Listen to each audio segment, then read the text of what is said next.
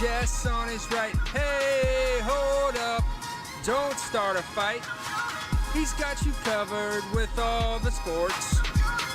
Don't fret, he's wearing shorts. It's time for Wake and Jake in the morning. Wake and Jake at night. Jake sucks.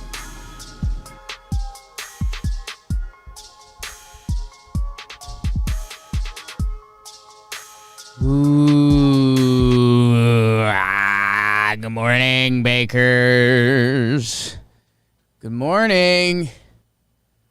Oh, man. Not looking good for me and BBD's Yanks. Opening line to the episode. Good morning, everyone. I hope you had a good weekend. It's a summer weekend, man. Holy smokes. It was hot in the Northeast. I'm assuming it was hot everywhere. I think it was hot in Cali, too. John was out there for a wedding. Lou Ellen's always out there, and she's always hot. Thanks to everyone live in the chat. Thanks for everyone tuning in. It was kind of a big sports weekend. I mean, Yankee Sox, NBA playoffs are rolling. If you're into New Age boxing, Mayweather versus Logan Paul. Not Jake Paul. Correct. Huge.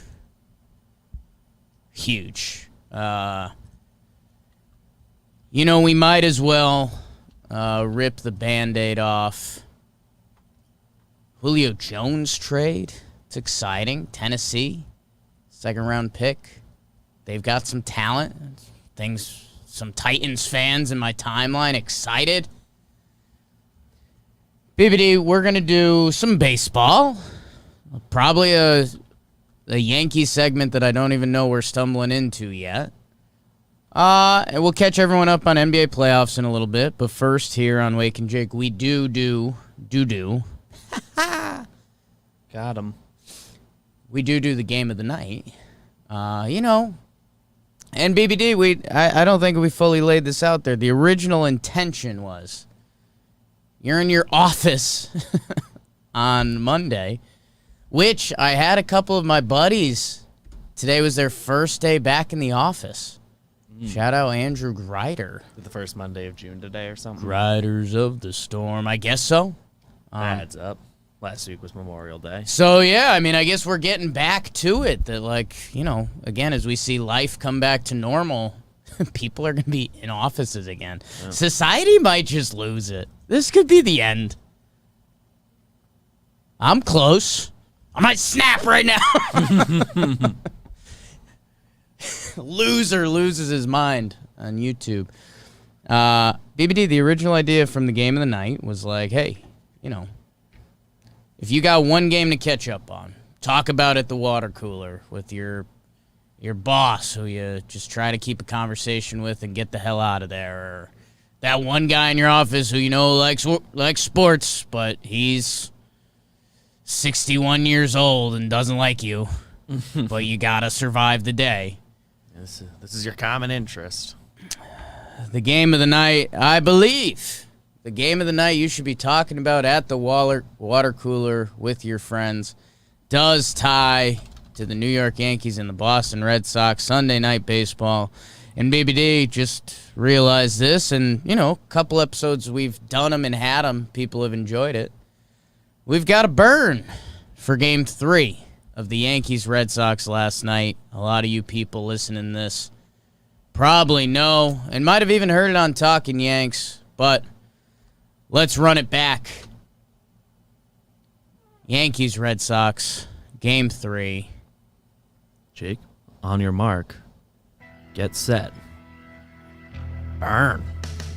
Domingo on a Sunday, Herman and the Yanks try to not have their Richards cut off on the national stage as Garrett twirled the pill for Boston. Top one, Verdugo, bum, ba, ba, ba. He might round out a Yankee killer outfield. It's 1-0 Sox, but these Yankees have some fight. Gary Sanchez calls him a Garrett Richards Skelski with a big 2 RBI double to put the Pinstripers on top. bottom for the judge. Order some insurance payments on the RBI groundout, and it's a 3-1 Yanks lead. Oh, snap. That was lit as Lucas Litke gets hit. Red Sox trying to win as the Yankees live in fear of losing. Tied at 3s. Yankees fans let out some bleeps after the Yankees let in a bloop. Bogarts drives him home on the sac fly to take the lead.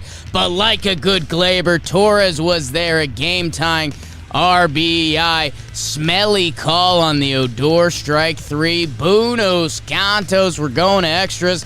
And X marks the spot for Boston. Xander with the big 2 RBI double. It's 6-4 Sox. Tyler Wade to the wall of the infield, but it's an infield RBI single. DJ puts it in play, but no. Yankees lose 6-5 final. BBD, you and I were at this game, and the game of the night was brought to you by Cushy Dreams. How about it? We love our friends at Cushy Dreams. The Yankees are making this might be a partnership provided from the gods. Yankees fans need a lot of Cushy Dreams right now. It's smokable CBD. We got some on the desk right now. We've got the Dream in bud form. We've got that. We've got the pre-rolled Hustle. I might have to hustle today. Dad's a little tired. It's a late night last night. Got home about 2 a.m. Late night last night. It's smokable CBD. That means it's 100% legal. 100% legal. And I just mentioned they got the Dream, the Hustle, Relax, Create. If you got some sore joints, if you're trying to chill out, or if you're trying to kind of turn up the knob a little bit. Cushy Dreams, they are the best. It's promo code Jake. 20% off your next order. If you got a pool day or a beach day coming up, go get some Cushy Dreams. Try to hit that knob. Or, you're trying to work on your sleep a little bit. Get your Cushy Dreams on there. Any end of the spectrum, Cushy Dreams, we love them. Promo code Jake, cushydreams.com, 20% off your next order. CBD with BBD. BBD, we were at this game. We were in the building. We were out in right field, the second deck. We got crushed to with get sun. the Yankees lefty power stroke to get up to us. Yeah, man. Okay, so we're probably gonna let out some Yankees thoughts, and that's okay. I'll walk the people through it. We sat in the second deck in right field, crushed by sun. The first inning. Like wild. A feeling I haven't felt in a long time. Just getting pummeled by the sun. So that was a good time. Well, it was a nice firm after the first inning cutoff. Yeah, I mean, once the sun went down, it was kind of perfect. It was eating the frog. Like, we did it, it got out of the way, and then it was done. Decent energy from the crowd. And, hey, it was a game that the Yankees were in. This game goes to extras, and they had some mistakes. They had some weird managerial decisions. Stanton doesn't start the game. Pinch hits later. I don't know, man. How are you feeling, BBD? There's obviously a lot of stuff going on the internet right now about our Yankees. Ken Rosenthal with a tasty little morning article. I opened it up. I'd like to read it verbatim for the people. Ken Rosenthal, one of the most respected people in the game, tweeted out his article, column on the Yankees, it's not just one person to blame, it's an organization-wide failure. Happy Monday morning. So BBD, we did Talking Yanks last night, which is probably going to be one of our most listened to episodes because people like to drink the tears.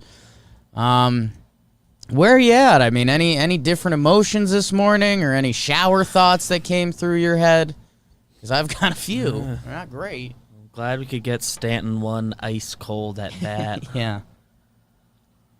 It's the Stanton stuff really is the biggest thing. Yeah. It's like yeah, he got hurt this year.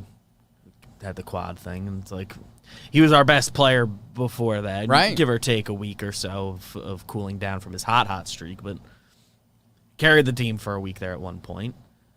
It's just like the whole thing. The reason why he's not doing well since coming back is because he's not in a rhythm.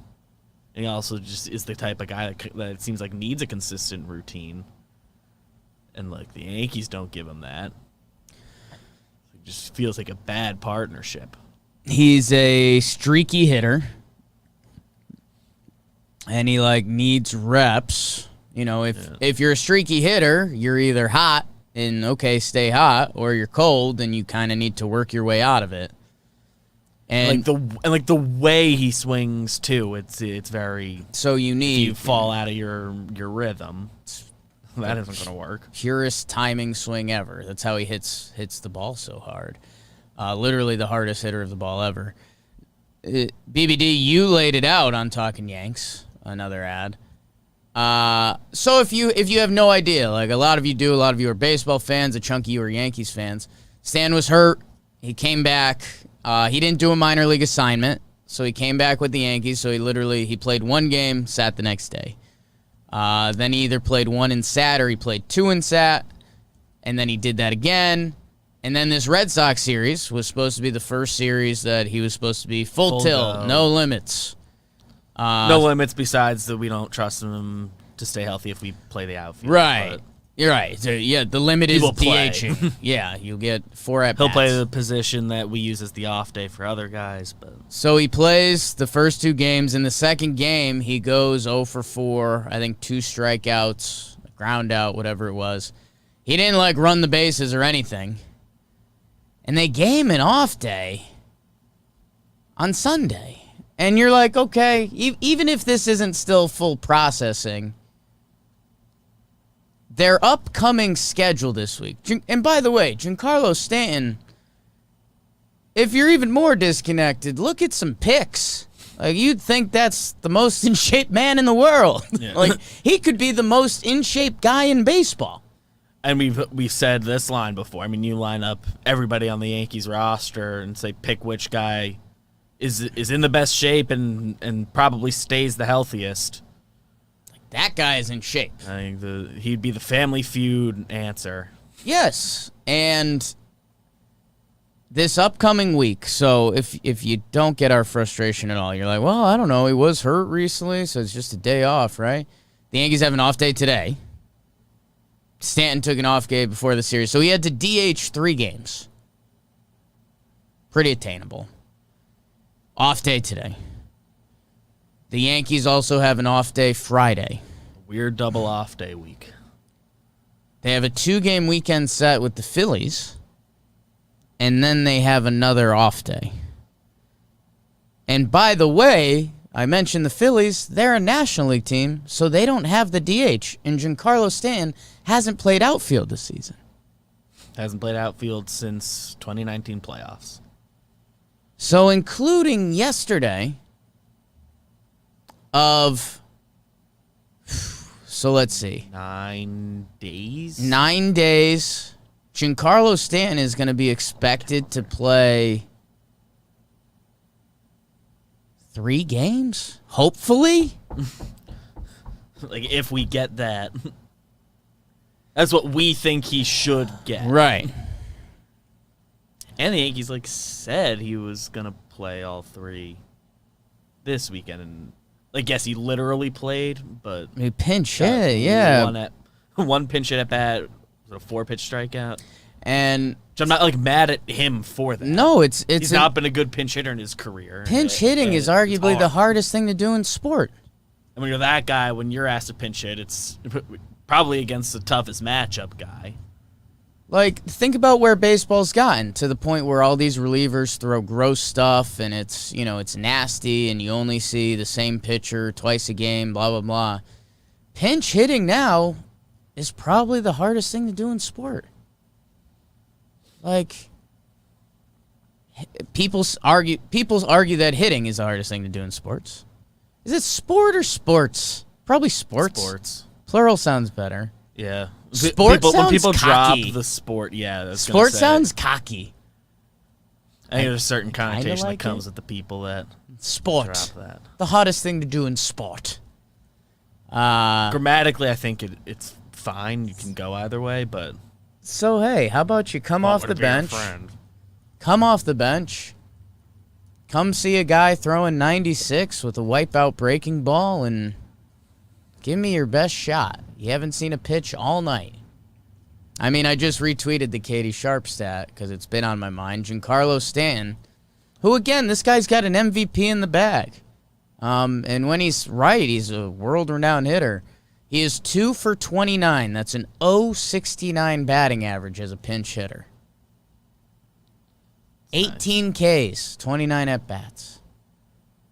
I mean, it's an impossibly tall task, so let's circle back around again, because Stanton's not DHing for whatever reasons, and people think it could be attached to this. Judge DHs, so they can try to keep him healthy, we guess. yeah, some chicken and egg stuff, I guess. But He's their best defensive outfielder, so in this game, he is not out there. And the Yankees make defensive miscues, including one in the right field area, the Bermuda Triangle. DJ LeMahieu tries to make a play on it. He does not. If Judge is out there, does he call off LeMahieu and catch it? Hopefully, maybe, probably. I would lean yes. You'd hope so.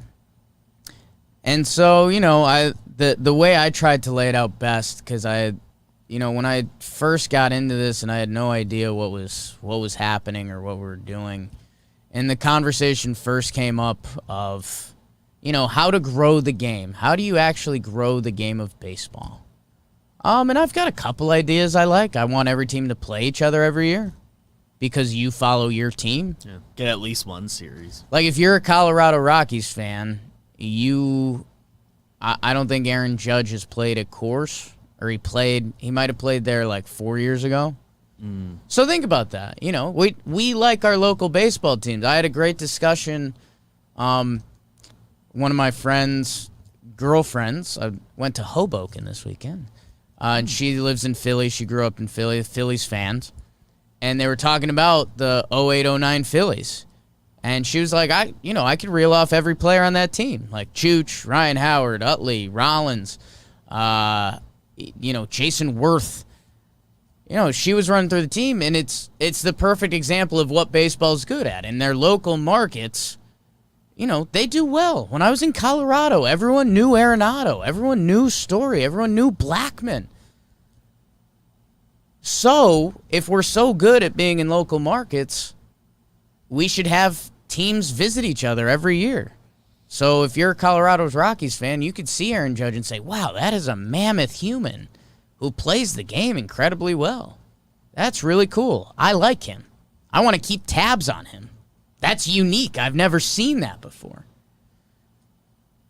I mean, that's just one way to get the game better. The other, where I started this was, I think baseball has so many intricacies in it that we need to teach the kids so they can learn to love it. Like, I always, one of my corny Jakey Yogi type phrases was, on any pitch you could either see one thing or you could see 1,000 things. And it's the infield shifting. It's where the outfielder's standing. It's the play before the outfielder cut off a ball in the gap. And by doing that kept the runner on first, and that set up the double play. Or if the outfielder didn't catch the ball in the gap, and then the runner's on second, and then there's a ground ball to second, that would have been a double play. But now the runner goes to third. Like, those conversations with the youths when they're learning and they're playing t-ball and all that, that's when the game becomes sophisticated. That's when you start thinking, and it's, I love to see Michael Brantley in this spot. He's a good contact hitter. Guy hits to all field. Yeah, like, explain why that's special. And and baseball, and especially the Yankees, and this was the moment that made me sad yesterday, was, there was a runner on third, tie game, 1 out. So the infield was in. So you're looking at the infield, and it's like, okay, I'd love if it was hit to Gio or whatever it is. And then you look around the outfield, because that's the game as old as time. If there's a fly ball to the outfield and there's going to be a sac fly, who's got the good arm?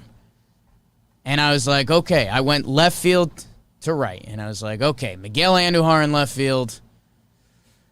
He has a strong arm, but not accuracy isn't his game. He'd have to catch it running in, and he's got a strong-ish arm. It would be interesting, but I don't really want to find out, to be honest.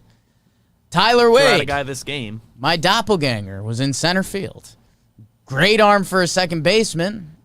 I think he's got an okay arm for an outfielder.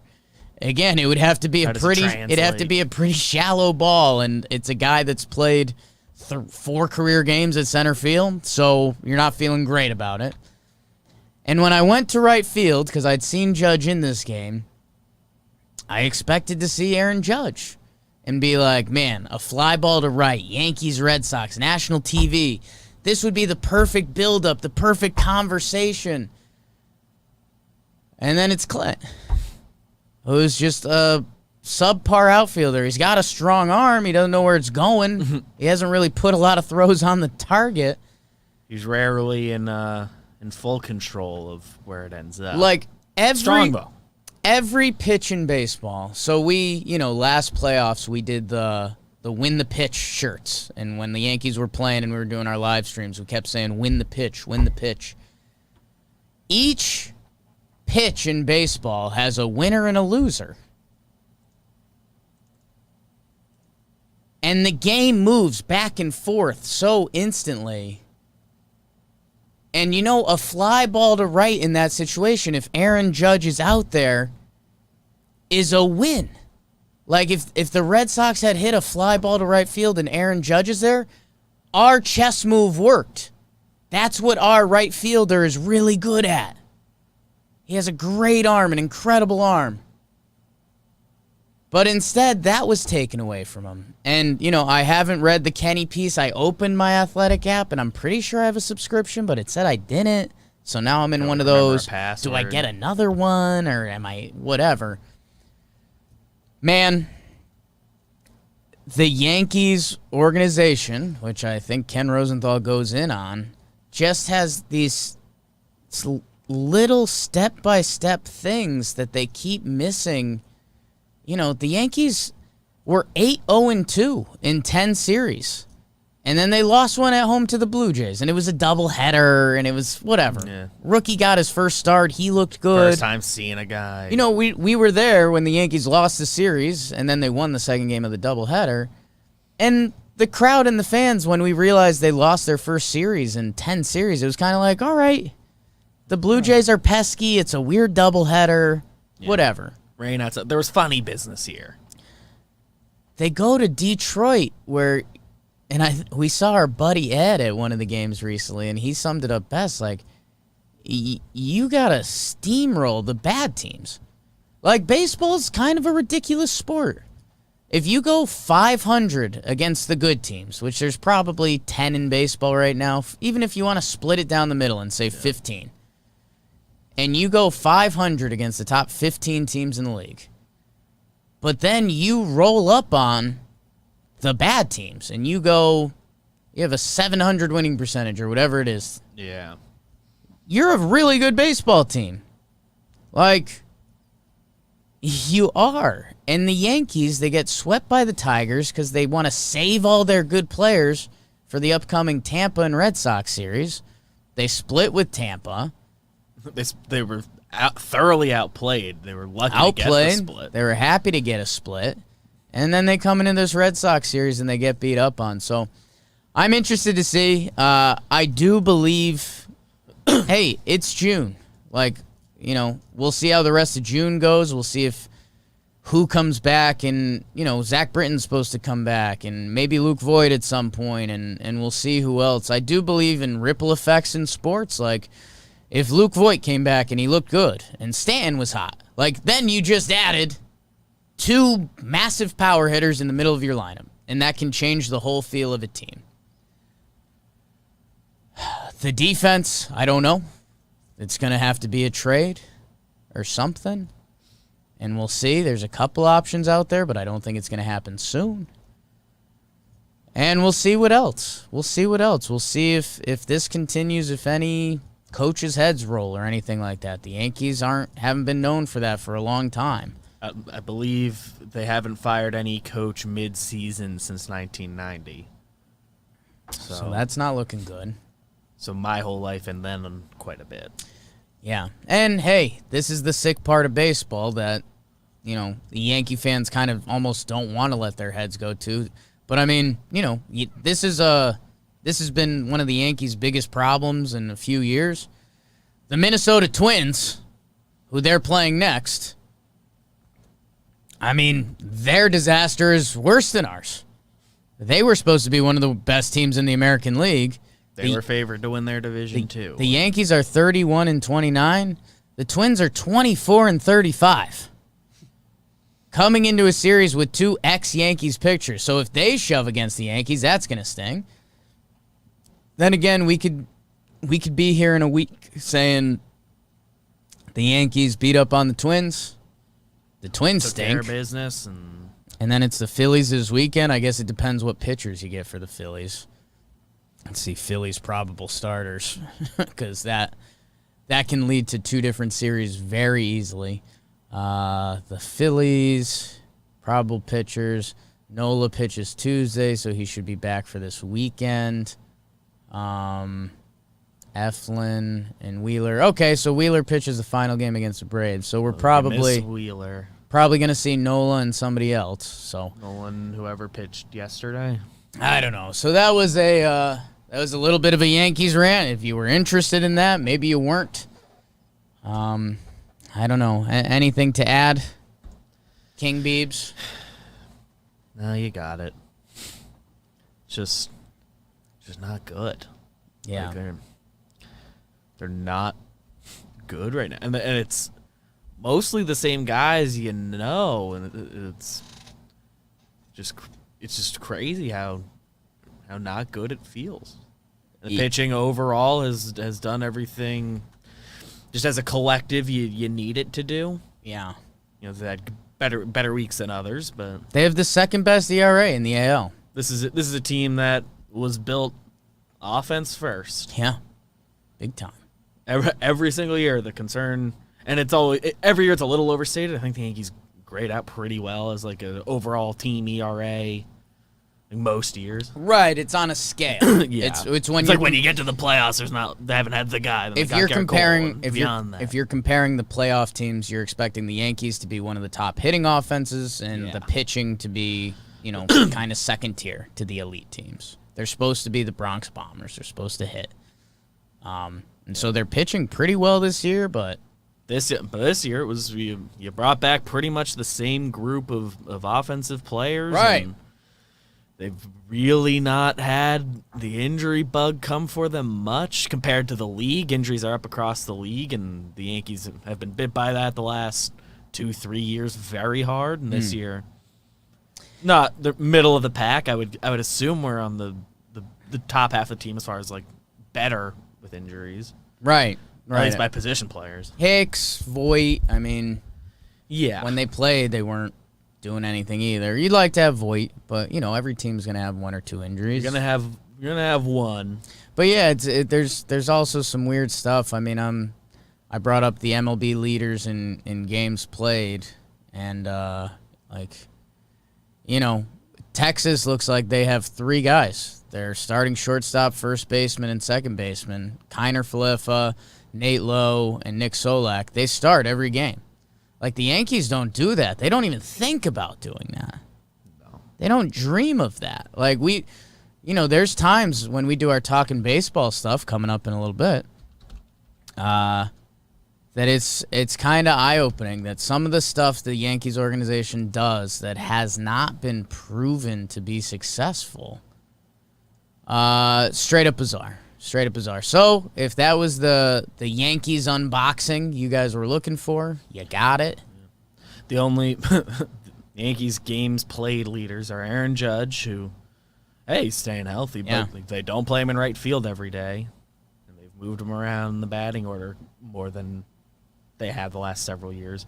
And DJ LeMahieu, he doesn't know what position he's going to play anytime he shows up. So even then, Yeah. you have a few guys that play just about every day, but It ain't working. and how many of those the days they got off that they get up and shit later or something. Right. So even those numbers are kind of fake, but whatever. The Rays are on top of the AL East. They are 1 game up on the Red Sox. The Blue Jays are third, 6 games back of the Rays. Yankees fourth, 6.5 back. In the Central, the White Sox starting to lean into it. They are 4 games up on Cleveland. They are 6 games up on the Royals. And the Twins are tied with the Tigers. That's just insanity. The Oakland A's are a game up on the Astros. I mean, I think those two teams are going to be neck and neck all year. Houston head-to-head has been fairly good against them. Oakland's won more games than I think we portray sometimes, at least regular season. Mariners, game above 500. Did you see Kelnick is getting killed? I know he's He was like 0 for 30 or something, 0 for 39. I think he's in either 0 for 1 for 39 as of going into this weekend. Yeah. Angels are 27 and 32, and that's obvious just because they always are. The New York Mets, man, give the Mets some love. 29 and 23, 3.5 games up on the Braves. I saw our Braves people tweeting good stuff about the Braves. I wonder if they got the shock they've been looking for all year. And man, BBD, this is the thing that's kind of disgusting. Like, did the Braves not have the same expectations as the Yankees this year? Pretty much. If not very similar. And they're a game under 500. They're on a similar timeline. So, not that makes anything acceptable, but there's still a lot of baseball left to be played this year. Phillies are 4 games back of the Mets.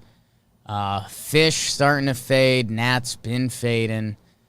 Cubs and Brewers are playing really good baseball. How's your NL Central? Cardinals, I had a Cardinals fan DM me and said them and the Yankees' problems are similar. So there's that. Do what you want with that. Cardinals are kind of a team, if you're a third-party person, you kind of just assume they're fine. They're solid, for better or yeah. worse, you kind of just trust them. And how about this? My San Francisco Giants are 37 and 22, 2 games up on the Pods, 3 games up on the Dodgers. So yeah, the West still looks a little weird right now. Rockies and D-backs. Oh, I might have killed the D-backs. I love you, D-backs. Kelnick is at least 0 for his last 37.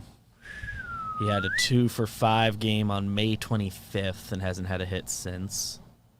I mean, 5 walks in that period. I mean, on the season, his numbers aren't great. He's 8 for 83. I mean, he's a rookie, all that. Minor league games weren't going to help him, I don't think. But his OPS plus on the season right now is 10.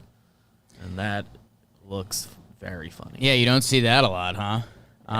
Yeah, and that's, baseball's a sick sport. Nothing is promised. And, I mean, I hate that it make that bad guy, was it Mather? Mather. Yeah. He looks good. Just paid They're some justified for doing. Just paid some Venmo requests. Not a big deal. NBD. So that was Yankees, a little MLB around the horn at the end. We're doing Talking Baseball at noon today. We'll see you guys there. Excited for that. Let's get you caught up on the NBA. The NBA is getting to a fun point. We did have a Game 7. We debated and thought it was probably going to be Game of the Night. I guess I could peacock if I want. My clips that were dead in the water that I just randomly picked to come out of the West, basically out of boredom. Had a good feeling. Just kind of took a low risk check, and they haven't done anything. I mean, they survived the Mavericks. In a 7-game set. After losing the first 2 games, it was, as I mentioned, my guy Taco Trey Kirby, it was a hobo series. The road team won every game up until Game 7. I didn't watch a ton of this one. I was tracking and getting ready for Yankees. I know Luka was going off, and I was seeing all the Luka tweets and and all of that. And then by the time I checked in and I was actually ready to watch this game because I thought we might watch a little bit at the office before the game, going into the fourth quarter, it was 100-85. And, I don't know what you think about playoff P, but I don't think Kawhi Leonard was going to blow a 15-point fourth quarter lead. Like, I just don't think he has that in his bones. So looking at the box score, and BBD, you watch this, so I'll kick it to you in a second. How about Marcus Morris, 7 of 9 from 3? That's a big game 7. How's your burger? That's torture. That's pretty good. The Clippers, credit to them, because this is what they do. They shot 46.5% from 3 on 43 attempts. That's tough to beat. How about 24 of 24 from the free throw line? In a game 7, these young Mavs, 11 of 17. Those are free points. Yeah, you hit the Clippers hit a slightly more pedestrian rate of theirs. You hit a better rate of yours and get to the line a little more. I mean, it balances out this game. You're within 5 points or so. You make 5 of your free throws, they miss 5 of yours. That's a 10-point swing. It's a 5-point game going into the fourth quarter. BBD, you were watching some of this. Any thoughts? Luka's so good. Yeah. Like every time you watch him, he just looks better. It's like I don't watch that many full games of him. Not that I fully locked into that one, but I had it on the whole time. He's just really good. It's crazy. I think he had 29 or 30 at half.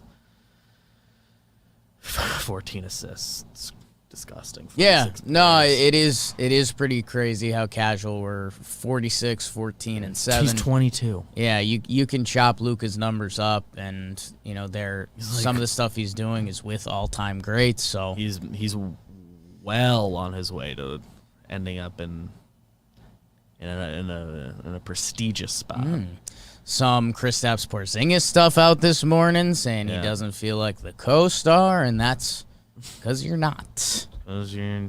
It's accurate that you feel that way. Want to pay a max for 15 and 5. Because I'd check with Mavericks fans, but I think like Tim Hardaway Jr., who the Knicks were trading KP to get rid of his contract, basically, I think he was probably more beloved in Dallas this year than KP. Yeah. Tim Hardaway Jr. got some buckets for them this year. Big time buckets. Kristaps, 1 3 he got was a big one. He came right out of half. I think he was 0 for 7 from 3 in the first half, and he comes out at halftime, hits the first one. And at the time, it was a little bit of a momentum swing for them. It didn't good. It didn't work. Is that coming from me? 6 points from the Mavericks bench. That's tough. Yeah. He ends up 1 for 9. Yeah, I mean, Porzingis, I've already seen like 4 articles and like tweets from like big time people saying like that's Mavericks got to figure that out. Yeah. And they have a Porzingis problem, and which I like because you kind of root against him. Right. Because of the Knicks stuff. Man, and a guy who might not deserve a shout-out, Terrence Mann. 26 minutes, 13 points, 5 boards. I've just always liked him. I liked him at Florida State. It might be a little preemptive, but I kind of want to put him in that bucket with, like, Dylan Brooks and the other guys I mentioned that are just going to be valuable in playoff series. He can guard. He can shoot. He can dribble. He can pass. He does everything you need, and it's so shocking in some playoff series how there's players that don't do that, and they just get exposed. Yeah, which guys that come to playoffs are valuable. I guess he's kind of on a smaller scale than them, but I guess he's also just at the point in his career he's at. He's a bench guy. Yeah, I mean, he's 24 years old. He came out of Florida State, and I think he did either all 4 years or 3 years or whatever it was, which, again, in the NBA is not sexy anymore. But, yeah, 26 minutes in this game. Yeah, 5 of 10. Like, kind of they basically used 2 bench players. There's a shout-out. If you recall Terrence Mann, when the Knicks made the Marcus Morris trade last year, there were a few different iterations and like rumors that came out, and he was one of the guys rumored as possibly coming back. I remember, and he was a guy we were like, is him, and I forget, Kevin Gelly, is that how you say his name? Yeah. So a couple was like, oh, young guy, let's take a chance. The Knicks didn't get him, and I remember being upset about that at the time. Mann is who I believe I said I preferred. Yeah, we're hoping to get a pick Yeah. and a player. I think they just got, a pick, which turned out to eventually become quickly. It's all good. Yeah. Good trade. It works. Yeah. But it's Terrence Mann memory I have. I mean, the other game from yesterday, the Atlanta Hawks, they beat the Sixers. Embiid starts, which gets people excited because he's banged up. And the Hawks are missing DeAndre Hunter. Hawks opened this up big. I mean, they had a big lead. The Sixers came back and tightened it up. I mean, Trae Young, dude, 35 points, 10 assists. He keeps doing it. Bogdan with 21 points. John Collins with 21. Kevin Huerter. I love Turtles. Dude, this is my first time looking at the box score. I did not know Embiid went for 39. Dude, Embiid hurt going for 39 points, and you still lose this game to Atlanta at home? Jesus, Sixers. Hey, Ben Simmons, 3 of 10 from the line. I mean, that's insane. Feels like when you point to. You lose The rest of that game, the rest of that box score looks good. 3 of 10. You lose by 4 points. Yeah, I mean, that's Sixers. Got to be careful. You could be going to kind of a dark mental place with that one. Let's see, Brooklyn. Hawks hold them under 30 points each of the first 3 quarters, and they have the big comeback. But Brooklyn beat Milwaukee on Saturday, 115 to 107. That series is going. Harden is hurt. Is he really hurt? Do we know? I think he's out for game 2, they've already said. Okay, so that's something to watch. I think he got hurt like pretty early in the game, and Right. they ruled him out quick. Yeah. So that's definitely a storyline to watch going forward. Hey, if you're an NBA truther or a sports truther or things are rigged, then you're going to have to explain the Lakers Suns to me. The Suns knock out the Lakers. Chris Paul, that's going to might be like the biggest notch on his NBA belt as of now. It's his biggest postseason accomplishment. The Lakers were massive favorites. I think we did it coming into this series. I think the Lakers were minus 300 or minus 400. I mean, that's nuts. As a 7 seed. That's what Vegas thought. And, Anthony Davis is nicked up, blah, blah, blah. Yeah.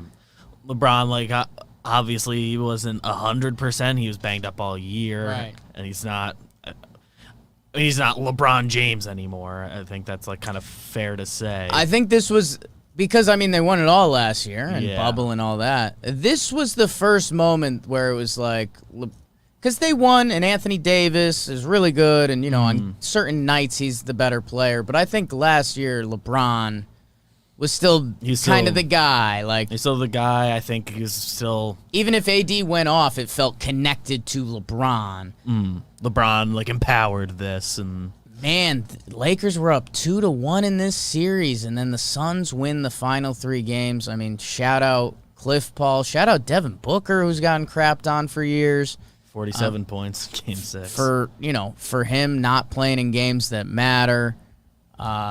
Good for him, man. And then also my Nuggets knocked out the Trailblazers. Dame to the Knicks. Manifest that. That'd be cool. Yeah, after they lost the first game, they win 4 out of 5. Nikola, he's incredible. His playoff numbers are crazy. He's incredible. He's beyond this year. He has a good statistical playoff stuff, and he's won some series. And he should be a bigger star, man. He's got a hilarious personality. His game is pretty to watch. He should be a bigger star, and maybe this is the year. The West is wide open, man. Especially with LeBron's out, and that's you kind of blind trust that if he's alive. Yeah, prevail. It's Suns Nuggets. So that's either going to be huge for Chris Paul and those other Suns I just talked about, Devin Booker, Ayton, or Denver is going to go to the finals without Jamal Murray. That sucks, man. Yeah. They would be If like he's the there, favorite. especially with LA out now. Like, God, that sucks. I hope they don't look back at that and say like if Denver loses a game 7, that's gonna be pretty crushing. And then Utah, the Jazz are playing the Clippers, who again I fake celebrated for, and we're just gonna find out about some guys. You know, the Jazz and Donovan Mitchell, they were the one, right? Yeah. Because they're playing the 4-seed Clips. And, you know, the Don, he was so good. He got BBD's Pro of the Night the other night. You know, Kawhi and Paul George. Let's see it. Kawhi might be the best player left in the West. Right. Like, I mean, I think there's a guy on, maybe not the Suns, but a guy on each of the other teams that have an argument. yeah, no, it's like a fun hodgepodge. Yeah. Like, it feels like a video game hodgepodge. Yeah, it's a good. Like, if you, the West right now feels like if you did an NBA fantasy draft. And, like, you see where the teams sit. And it's like, okay, Donovan Mitchell, Gobert, Ingles, Bojan. Okay, sure, that's a fun team. And it's, okay, Clippers, Paul George, Kawhi. Yeah, Marcus Morris. You figure Let's out go the get rest. it. And Terrence Mann show. Okay, Chris Paul's in Phoenix. Cool. That doesn't seem real. Devin Booker. Yeah, the West is fun. And then Joker and the Nuggets. So West is really fun. Interested to see how this Milwaukee-Brooklyn series plays out. And then these 76ers versus the Hawks. I mean, if the Hawks reach the Eastern Conference Finals, that's something. they are good enough. Yeah. That's the NBA. Anything else, Beebs? Yeah, I mean, the West really is wide open. You can really talk me into any of these teams left, like winning the West. Like, I know Besides the Nuggets, I guess, just because they don't have Murray. But even then, it sounds obnoxious, but if you throw out the regular season standings, like, and this is why I not jokingly, picked the Clippers, was that, like, Kawhi and Paul George. Like, but at the same time, they just lost 3 home games and went to a game 7. Yeah, they could not be here so easily. I don't know. Interested to see. I think NBA playoffs it's at a fun spot. It's at a turn it on every night, and you're gonna find something good. You know, those first round, if you find the bad Grizzlies game, it's like, all right, I'm gonna go to bed. Yeah, you can talk yourself into the rest. And I guess especially, for better or worse, especially with Harden out. Yeah, I'm a Harden guy. I like. He's been like the best player in the NBA this year. Yeah. Not gonna win MVP, but we're also just an NBA topic that occurred to me that maybe we can do at some point. Not this second, but like I don't know. Is this like? I don't know if people are still doing like top 10 lists, like top 10 player stuff, or if I've just tuned those out in the last couple of years. But I feel like now more than ever, there's so much variation people could have. Yeah, like kind of more than my like formative basketball. It feels like almost an impossibility. Like how do you compare? You like really can't. How do you go compare wrong. Joker and Luka? How do you compare Kawhi and Joker? The Don. Where do you think LeBron is now? Yeah. Like, was he just hurt, or is he old now? Because he played 18 years in the NBA. God. Both. That's love. Wow. I think that's NBA for now. We got to start tightening it up. I got to start getting in the talking baseball sheet a little bit. Little golf, Jakey Golf.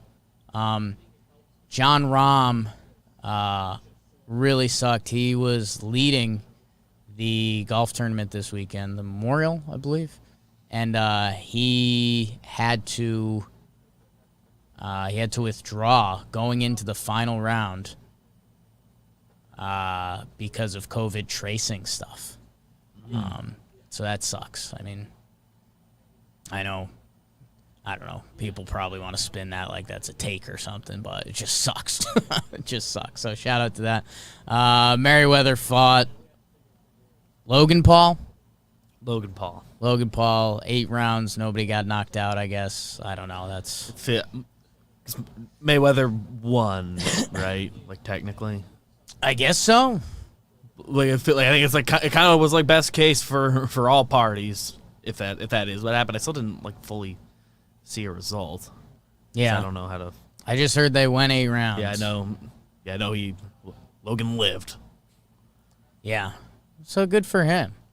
Guys, let's keep it moving. Start tidying up the show with the comment of the day. Bakers, I ask you guys to bake the algorithm. Leave a comment, leave a review. Let's talk sports. Let's talk bugs. Like whatever's on your mind. I'll go to the podcast app and see if there's one now. Our last episode we had Wef passing on. That was fun. We talked some Yankees and what are they going to do? We don't know. It got worse since then. I liked, this one's just silly. Will Stein said, I got to know, does Plouffe sing the theme song and can it be uploaded to YouTube or Spotify, please? Anyways, Jake rocks. I guess we should do that. And yes, it is Trevor Plouffe. / Nick Bubak. But it's Trevor Plouffe. It is Trevor Plouffe. There's some NFT comments. I forgot about my NFT kick. Fresh Juice said, MLB reaching out to young people by offering extremely expensive NFT art piece baseball players from the 30s. Instead, players who commit errors should be Nickelodeon slimed. Now we're talking. MLB Nickelodeon game, sign me up for that. So if you have a sports topic, comment, review, leave it in the chat. Leave it in the comments. YouTube, Facebook, hit the like button. It all helps. I appreciate you guys. I love you guys. We're up to 2.41 subs. 2.5 soon. 2.5 soon. 5, 10 billion. Oops. Jump to 1 billion. BBD, let's finish it off with Bro of the Night. Bro of the Night goes to, standout performer. Someone who deserves to be talked about. I'm not going to say this is a cop-out, but it stood out for me, and I'm not going to fully defend the guy's playoff resume. I'm going to give it to Paul George. Paul George, not the craziest game, 5 of 15, 2 of 8 from 3. 10 of 10 from the free throw line. Again, this is a Game 7. This is a guy who's gotten mocked for his playoff performances. And by the way, 10 assists from Paul George. 22, 10, 6, 3 steals. People don't think of Paul George as a 22 and 10 assist Game 7 series guy. So good for him, man. Again, not a crazy special game. Marcus Morris probably deserves it. 7 of 9 from 3. It's like not even the story of the game. But man, 10 helpers. It's a big game. If the Clippers lost this, I think we're breaking up Paul George and Kawhi. Yeah. And there's parts of me that was happy with either of these teams losing. There's going to be a little chaos. A little cash to spend. There's going to be a little chaos either way. So, yeah, how about it? Playoff P gets one. What do you got, Beavers? Jake, I'm giving out a bruh. Ooh, we haven't bruhed in a while. Yeah, I'm giving my bruh of the night to Chris Middleton. Okay. Game 1, that's the Nets only win by 8 points. I think it was a late surge at the end by the Bucks. Chris Middleton shoots 6 for 23 in this game. It's like, dude, you can't do that. Yeah. He's such an important part of It's playoff P of everything. Like you being able to hit the shots you take is the whole thing. Right. You will be allowed to shoot all series. Yeah. And if you miss, they kind of obviously Giannis carries the team, but they kind of go as far as Middleton goes. They need him. They need him to have good games because they don't have the go-to scorer. They Giannis need isn't him. taking a pull-up jumper. So. Okay. Brud him. Turn around, bro. Rooting for you guys. I already declared myself not believing in them, but I guess whoever wins this series probably wins the East. So I like these guys. We'll spin it like Slump Watch. Bro, the night should be a motivating thing. Yeah. Don't get it again. Don't get it again. Had some bros to bros, maybe. Let's Oh wow. Big update for Jimmy. Gonna have to break that to him in a minute. Yeah, I saw that. I had to bring it up. All right, guys. We got Talking Baseball coming up at noon. We'll see you guys there. Pinstripe Strong if you're looking for more Yankees tears to drink. John Boy Jake TV. Actually, we might not have a new one today. I don't know. There might have been. I don't know. Go watch an old one. Go watch. Watch We did a playing and watching / playing. We played. Go check that out. Talking Yanks. Yep. Talking Baseball coming up. Talking Giants. Chris Rose Rotation. New episode. If you never listen to the Castellanos, go listen to that. Go listen to today's. Talking Nets is rolling. Thank you, guys. It's good talking some sports with you. Enjoy the sports week. Watch some NBA playoffs tonight. Watch some baseball. We love you guys. Bake the algorithm. Kiss me. I love you. Jake sucks.